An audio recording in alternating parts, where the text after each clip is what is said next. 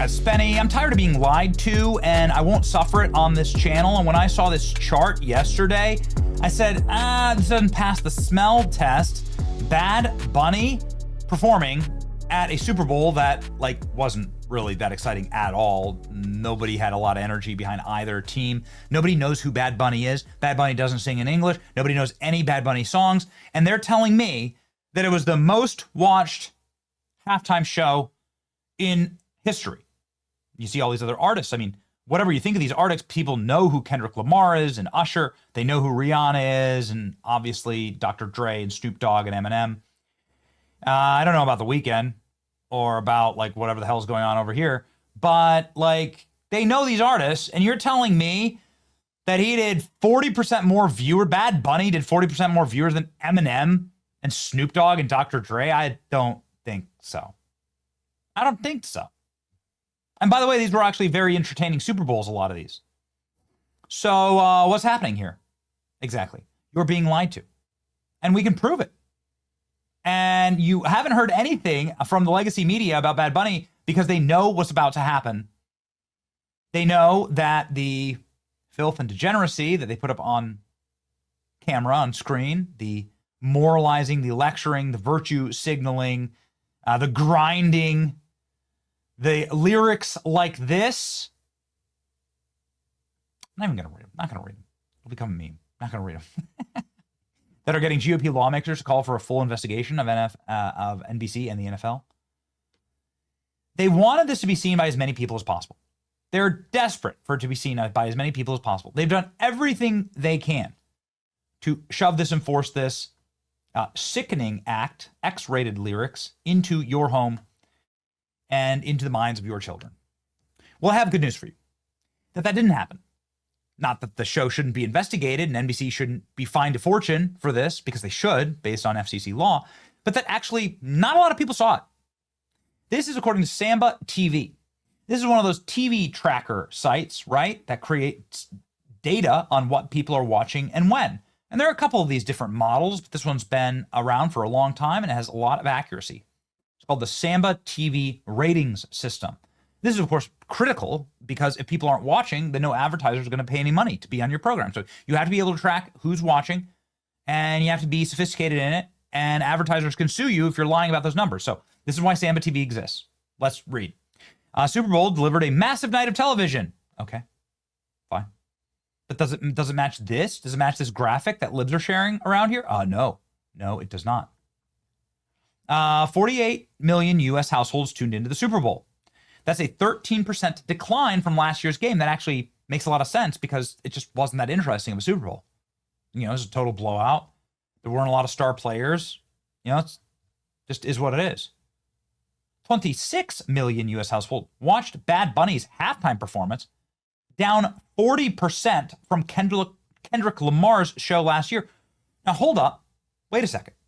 You're telling me that 48 million tuned into the Super Bowl, but only 26 million watched the halftime show. So you're saying that we were able to get half the viewers to turn off the TV during the halftime performance?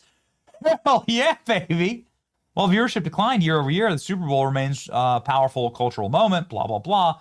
People watching, sure, 40 million people watching is a lot.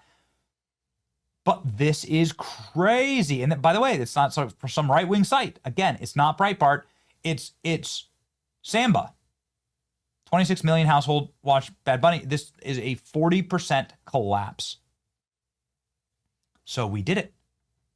I can't believe it. The official numbers won't come out until tomorrow. But the television viewership numbers closely mirror the Samba report. It indicates a massive drop in viewers for the halftime show, which never happens. We're still talking about huge numbers because it's the Super Bowl, but a comparative disaster for the NFLs. And advertisers will probably be suing, will most likely be suing the NFL over this. By the way, there are so many different videos that show, like, just because people were watching doesn't mean that they, like, enjoyed or knew what was going on. Like, there are videos from bars all over the country where it's like, look, these screens are on and people are viewing them. It's not that. That's not an indication that people like here. This is video from the actual stadium. Does anybody look like they're enjoying this? Just because the TV's on doesn't mean anyone's actively watching.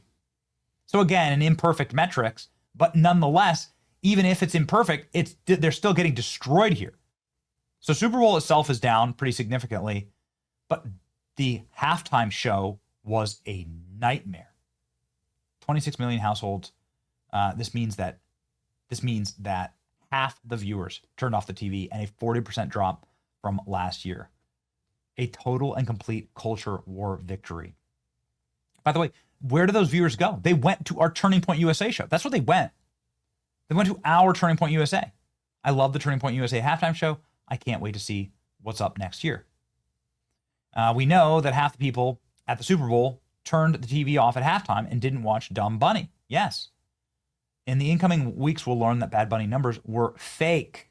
Yeah, they are fake. They're mail-in views. Mail-in views and electronic views. The machines kept counting. I can't stop laughing. Absolutely brutal. Okay, here we go. Chris Cuomo coming after me. Hey, Bad Benny, did you miss this, Benny Johnson? Look, Bad Bunny halftime show got views on YouTube because the NFL and Apple Music and Bad Bunny, with like tens of millions of subscribers, all got together and published this and pushed it into their feeds collectively. But anyway, still, they got 41 million views. That's a lot of views. Fine. But just Turning Point USA, with a teeny, minuscule fraction of the subscribers, got 20 million views. That's a massive win. You're talking trillion-dollar organizations. What is the NFL franchise worth? Trillions of dollars. What is Apple worth? Trillions of dollars. Are colluding to make this the biggest video in the planet, and all they can do is like 40% reduction in views year over year with half the people stopping watching, and we still had the #1 live stream in YouTube history? No, I'll take that, which is exactly what I said. This was never about beating the NFL. The NFL has 60 years on us. They have terrestrial broadcast rights throughout the universe for the Super Bowl. This was never about beating them in views. Nobody ever said we're going to beat them in views. We said we're going to make a cultural moment, which is how I responded to Chris Cuomo here. I said, Bad Benny, LMAO. The point was never to beat the NFL. It was to win culturally by getting people to turn off the halftime show, and we succeeded. Preliminary ratings showed that the Bad Bunny halftime show tanked by 39%. And that we got half the people watching the game to turn off their TVs. Turning Point halftime show is the most watched YouTube stream in history, and it has 40 million views across all platforms. That's like a perfect corollary to the people turning off the show and watching ours. So we won.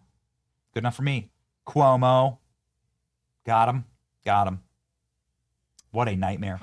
Half of the Super Bowl watchers tuned out. Amazing. More anecdotal data. I went to a neighborhood get-together. Nobody wanted to see the global favela halftime show turned into the Turning Point halftime show. I doubt that this was a unique scenario.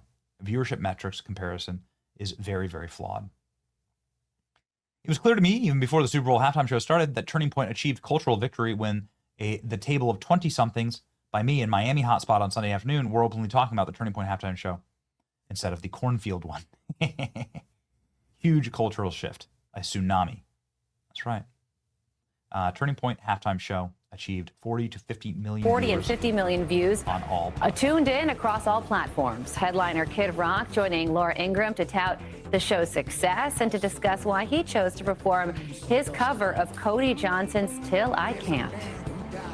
I knew they wanted to have a program that's great on, family and faith and great music. And I did it to honor him and his fans because he wasn't able to do it. So I said, well, he's going to have a lot of fans. Let's try to play one of his songs. And now, the top iTunes songs. Look at that. They called me fake news for reporting on this yesterday. Baby. Good to be right. It's your boy Benny. Like, share, and subscribe. We're going to keep winning. See ya.